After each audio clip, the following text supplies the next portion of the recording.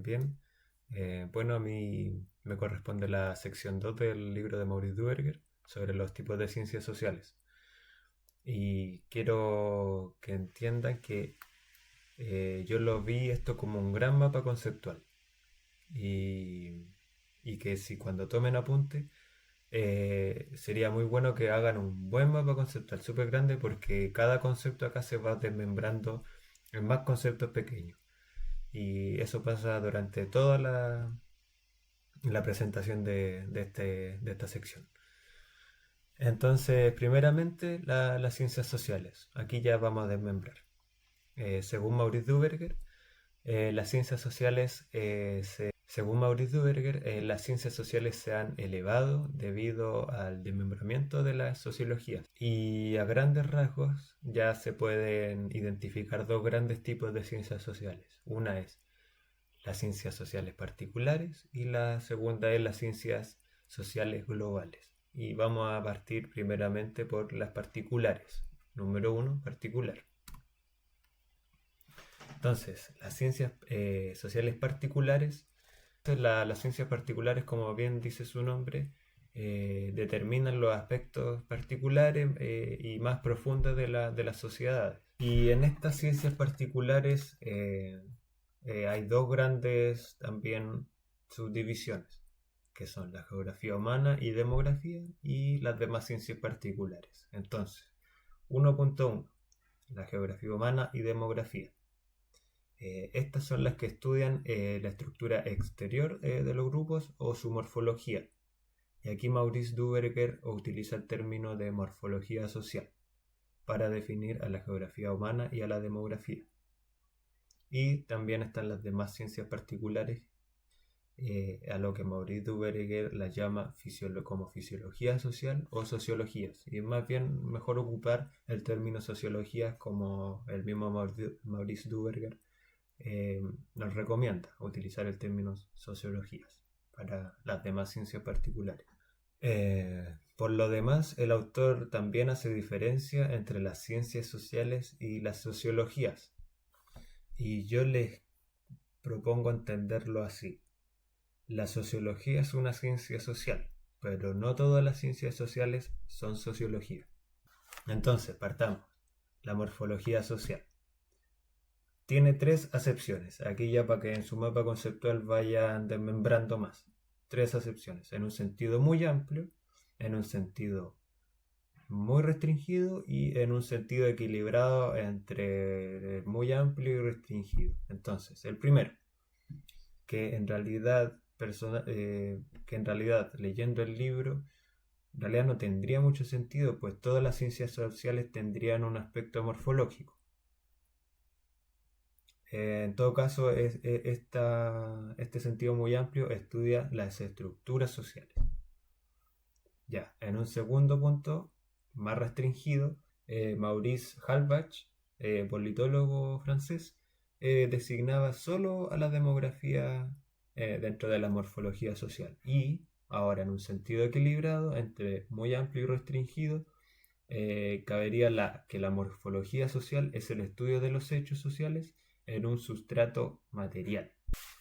Y esta definición está estrechamente ligada con Durkheim, que dice que la vida social descansa en un sustrato determinado, tanto en su forma como en su magnitud. Esto quiere decir que la demografía, tanto la demografía como la geografía humana, son nucleares para definir lo que significa morfología social. Entonces, si son nucleares, vamos a entender entonces qué es la geografía humana, para que anoten. Y aquí vamos a seguir desmembrando porque la geografía humana tiene también varias visiones dependiendo de la escuela a la que se le adjudique, ya sea la alemana, la francesa o la americana. Vamos a partir con la alemana. Y siguiendo a Friedrich Ratzel, que la llamaba antropogeografía, mientras que la escuela americana la llamaba ecología humana. Y esto tiene bastante sentido porque la ecología en sí lo que estudia es cómo es cómo el organismo se relaciona con su medio. En todo caso, la escuela francesa prefiere el término de geografía humana. Entonces, la alemana la llamaba antropogeografía, la americana la llamaba ecología humana y la escuela francesa la llama geografía humana. Y nos vamos a quedar con la geografía humana para definirla. Entonces, geografía humana.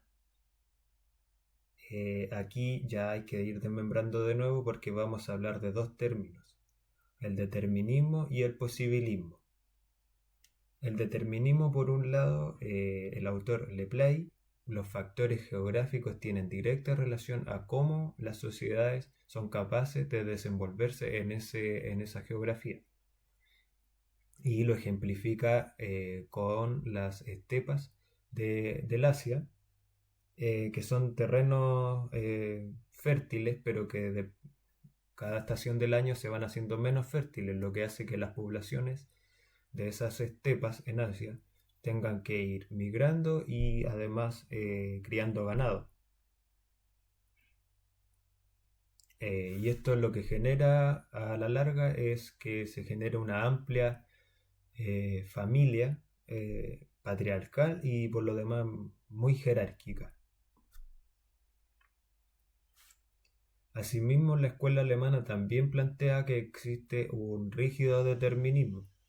Pero también por otro lado la escuela francesa también hace alusión al término de posibilismo, que dice que en realidad la naturaleza otorga posibilidades y el humano es el encargado de hacerse cargo de esas posibilidades, de aprovecharlas. Esto lo dice Vidal de la Bloch. Pero en realidad debería tratarse de una reciprocidad entre ambos, entre naturaleza y el hombre. Ahora vamos con la demografía. ¿Para qué? La demografía es una palabra inventada por Achille Gillard en 1855, aunque en realidad este tipo de ciencia demográfico es bastante anterior, ya con la célebre ley de Malthus de 1798 que vamos a tocar un poquito más adelante. Y primeramente la demografía se estudiaba matemática y estadísticamente y después se fue trasladando a un ámbito más sociológico. Pero en realidad la sociología y la estadística trabajan bastante de la mano, por lo menos en unos primeros inicios, porque los primeros trabajos prácticos de estadística fueron demográficos y asimismo los primeros trabajos de demografía fueron tablillas de mortalidad en Inglaterra en el año 1692. Pero como bien sabemos, ya hemos estudiado que la interdisciplinaridad juega un rol bien importante, entonces los datos estadísticos no bastan para analizar los datos de una población y es ahí donde ya entra a jugar la sociología. Y esto es debido a dos grandes razones, para que vayan ahí desmembrando más. La capacidad del hombre de actuar sobre la población, una, y la otra es la influencia de los fenómenos demográficos sobre la vida de las personas. Entonces, el primero, me refiero a que la creciente progresión de la medicina ha hecho que justamente la tasa de mortalidad y natalidad vayan variando y entonces claro, es obvio que la capacidad del hombre para progresar en la medicina ha hecho que estas variables de mortalidad y natalidad se generen ya en un espectro más amplio. Bueno, el anticonceptivo y también muy importante considerar las conductas religiosas de los cristianos y los musulmanes. Por ejemplo, la castidad u otros comportamientos religiosos. Así el promedio de vida de las personas ha pasado de 30 a 70 años. Y en el segundo ámbito, que es la influencia de los fenómenos demográficos sobre la vida de las personas, aquí entra ya la ley de Malthus que comentaba hace un ratito. En 1798 Malthus formuló una célebre ley que dice que la población aumenta en proporción geográfica, en tanto que las subsistencias aumentan de manera aritmética. Y esto básicamente significa que la humanidad está condicionada por el hambre, condicionada o amenazada. En realidad, esta ley no fue verificada rigurosamente porque en realidad el aumento de la natalidad y mortalidad y de las variables era muy lento. Entonces no se logró verificar total o parcialmente. Ahora vamos a hablar de las sociologías particulares. Como vimos anteriormente, ciencia social y sociología no son sinónimos. Como les dije, la sociología es una ciencia social, pero la ciencia social no necesariamente es sociología. Entonces, en las ciencias particulares, para que vayan desmembrando entonces de nuevo, se dividen en la ciencia económica, primeramente, que es una de las más importantes, y la ciencia económica se divide a su vez en economía política, uno. Y en realidad, economía política y ciencia económica básicamente lo mismo, solo que antiguamente se definía a la economía política como la ciencia que estudia la producción, distribución y consumo de los recursos. En resumen, era la ciencia de las riquezas. Y actualmente esto se basa en una noción fundamental que es la escasez. Y es por eso que ahora la ciencia económica es la administración de estos recursos escasos de lo humano. Además, desde sus orígenes en la economía han existido dos concepciones para interpretar a la economía, que una es la microeconomía y la segunda es la macroeconomía. La microeconomía es la realidad económica a partir del individuo y determina los móviles económicos y los fines o los objetivos que deben ser alcanzados. Y esto es más bien una orientación económica neoliberal. Y al contrario de la macroeconomía, que es considerada el estudio como de los conjuntos humanos, los grupos y las sociedades, y estudia las cantidades globales de bienes y servicios. Y esta también podría ser más bien una orientación marxista de la economía. Ahora, pasando de la economía política, vamos a pasar a la economía social. Segundo punto. En realidad podría decirse que toda economía política es una economía social.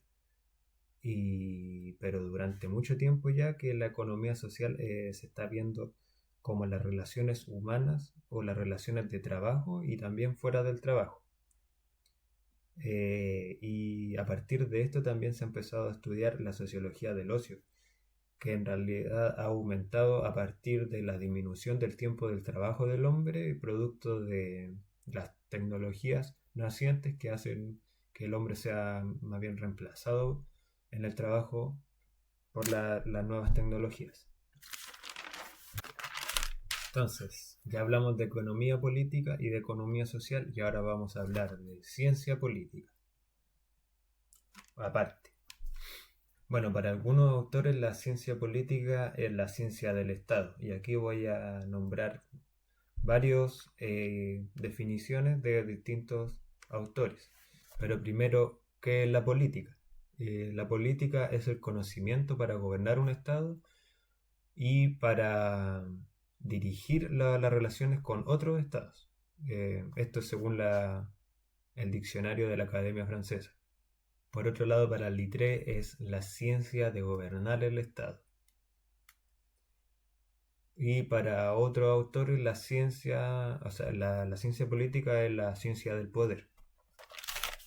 Por ejemplo, para Max Weber, la política es el estudio de las relaciones de autoridad entre los individuos y los grupos de jerarquía de poder que existe entre las comunidades y universos más complejos. Pero entonces hay que entender primero, ¿qué es el poder? Para Léon Duquit, un jurista francés y colega de Émile Durkheim, este plantea que el poder es una distinción entre los gobernados y los gobernantes. Entonces el poder básicamente es de quien lo ejerce, en este caso los gobernantes. Básicamente entonces se podría decir que la política es la ciencia de los gobernantes.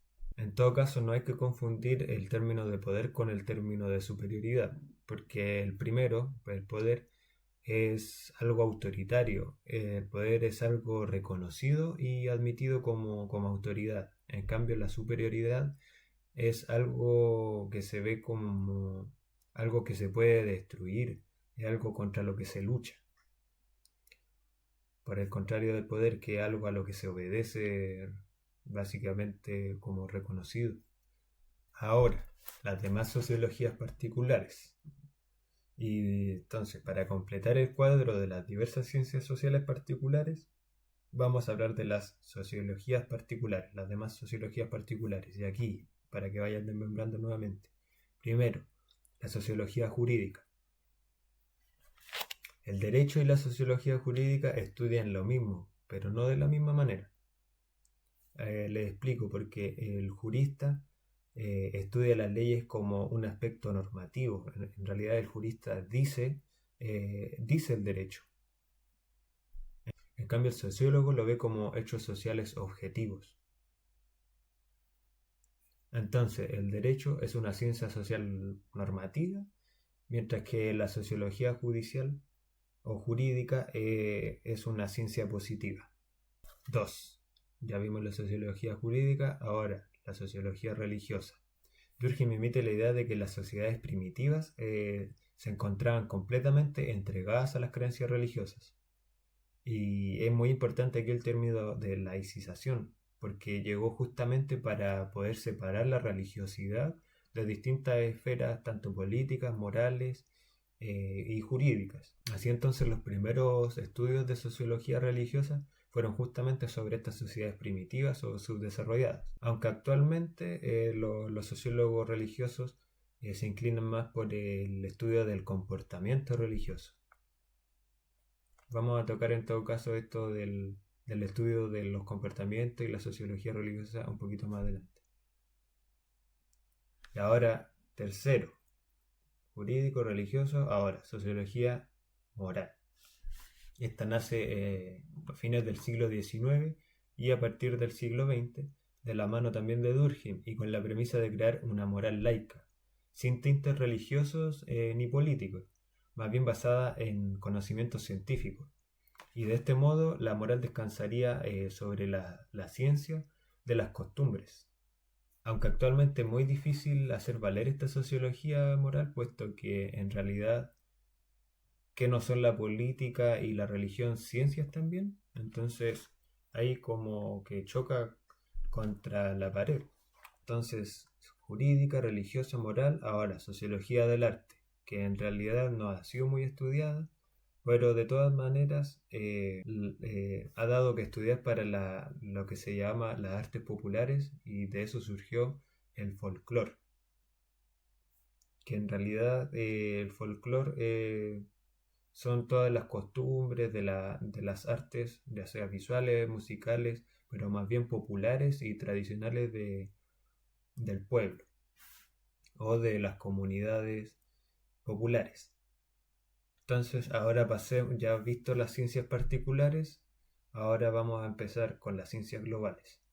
Las ciencias globales entonces son las que estudian los grupos sociales, ya sean uno o varios, y todas sus actividades. Y al contrario de las ciencias sociales particulares, que estudian y analizan más bien y profundizan en el análisis particulares de las actividades. Entonces existen tres tipos de categorías nucleares en las ciencias globales, que son la sociología, primero la sociología de los grupos elementales o intermedios, la sociología de las colectividades y la sociología general. Partamos entonces primero con la sociología de los grupos elementales o intermedios. Hay que entender que un mismo individuo puede formar parte de muchas comunidades y cada comunidad tiene características propias. Y Duverger identifica tres grupos de estos grupos elementales o intermedios, para que vayan desmembrando nuevamente. 1. La sociología familiar. Y esto es primordial porque en todas las sociedades humanas la familia es el grupo como nuclear o elemental de las comunidades. Aquí entra a jugar la etnografía. Entonces, la etnografía, antiguamente, por ejemplo, halló en sus estudios que en realidad que algunas sociedades antiguas, por ejemplo, ignoran el papel del padre en la familia y sobre todo en la fecundación. Entonces, el padre en este caso es puramente un aspecto social y no de sangre.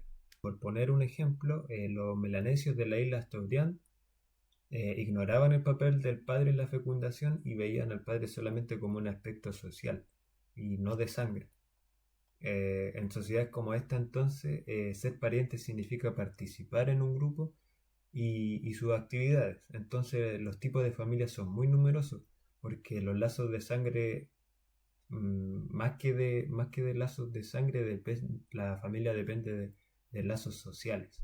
Eso es la etnografía que estudiaba las sociedades antiguas. Ahora, en los estudios de la familia moderna, Leplay, también que lo mencioné anteriormente, consideraba que la familia era la célula básica de la sociedad y que la modernidad amenazaba con romperla o con ponerla en peligro. Entonces Leplay, en sus estudios monográficos sobre las familias o monografías familiares, entiende que los cambios sociales y económicos afectaban la vida real de las familias y de las personas de la familia.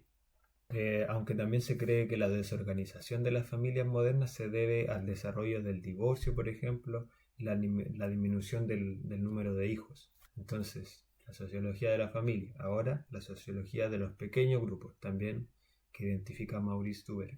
En realidad la familia también podría integrar este subnúcleo de categorías de pequeños grupos. Por ejemplo, aquí podría entrar la familia en estos pequeños grupos, pero la familia moderna, no la familia que estudiamos la etnografía.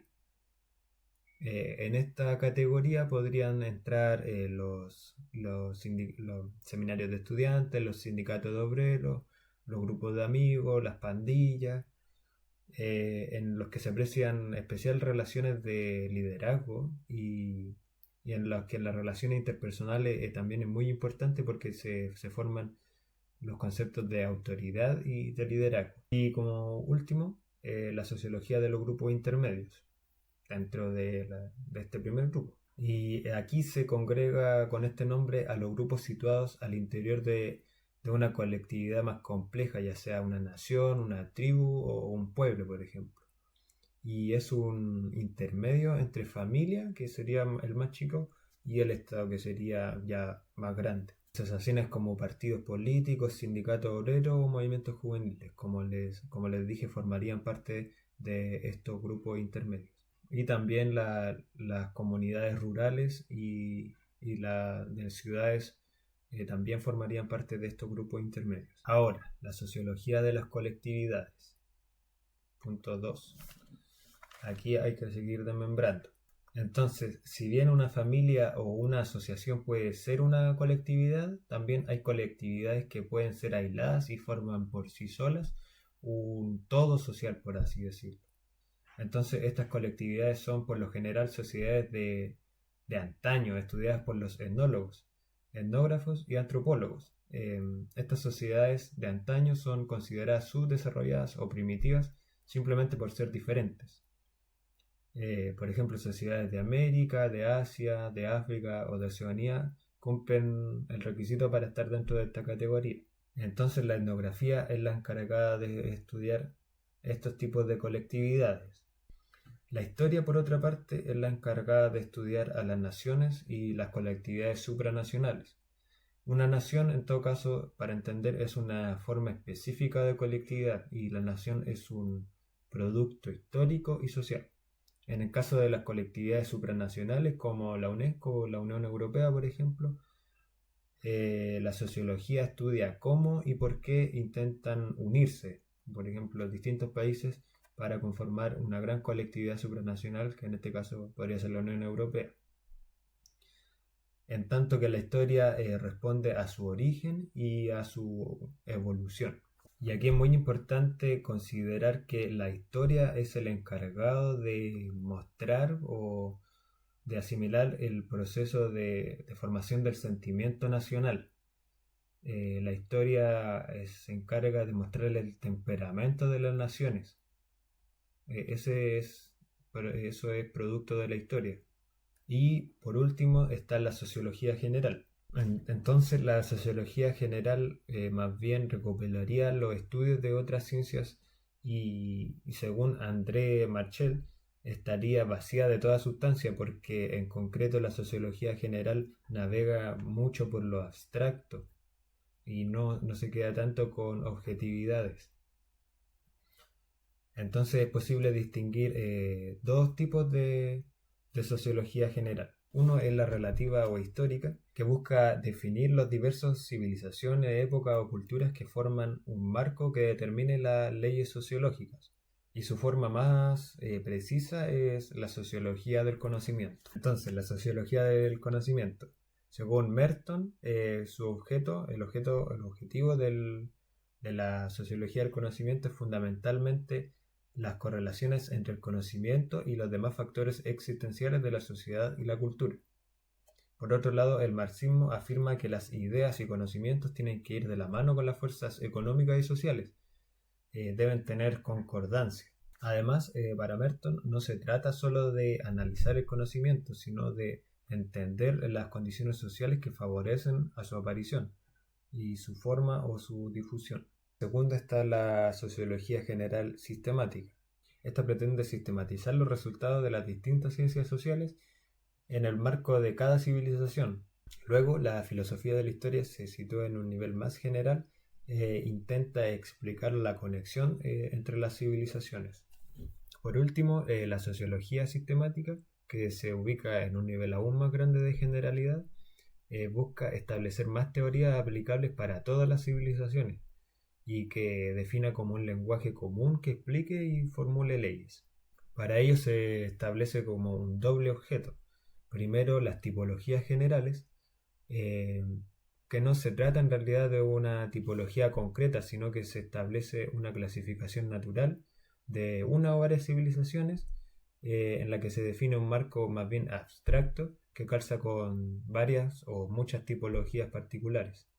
Y además después estarían las teorías generales que básicamente consisten en explicar la conexión existente entre civilizaciones a través de la historia y que eventualmente pasarían después a la filosofía de la historia y por último al estudio sociológico.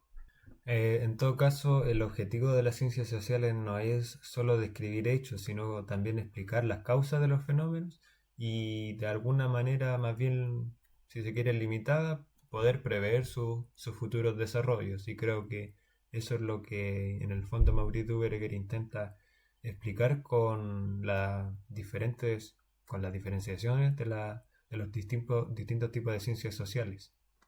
Así que eso sería más bien eh, una síntesis o algo más bien acotado de lo que sería la sección 2 de este libro de Maurice Duverger sobre los tipos de ciencias sociales.